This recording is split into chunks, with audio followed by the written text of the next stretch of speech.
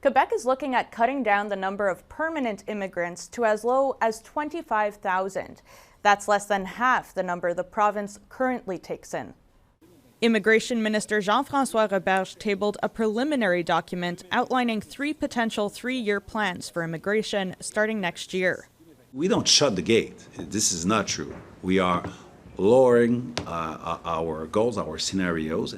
Quebec wants to accept between 25,000 and 45,000 permanent immigrants a year, depending on the results of consultations. That includes those in the Family Reunification Program, as well as refugees and economic immigrants.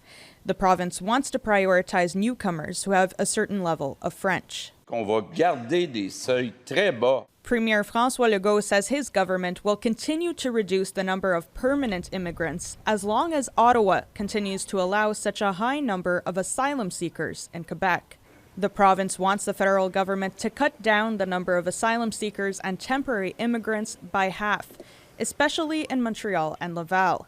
Roberge claims the number of newcomers has contributed to a higher unemployment rate. Our young people can't find a job. But business groups say the labor shortage is alive and well, especially in the manufacturing sector.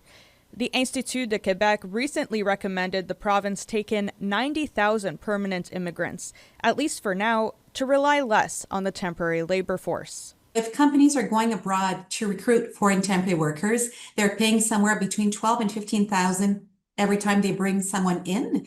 They are doing this because there's no one on the local market that are willing to take the job opportunities. Opposition parties aren't satisfied either. The Parti québécois is accusing the CAQ of copying its immigration strategy, while Québec solidaire has concerns the new limits will have families waiting even longer to be reunited with their loved ones. Minister Roberge is putting forward a plan that will never be applied. This is an electoral platform. The immigration scenarios will undergo public consultations into September. Franca Mignacca, Global News, Quebec City.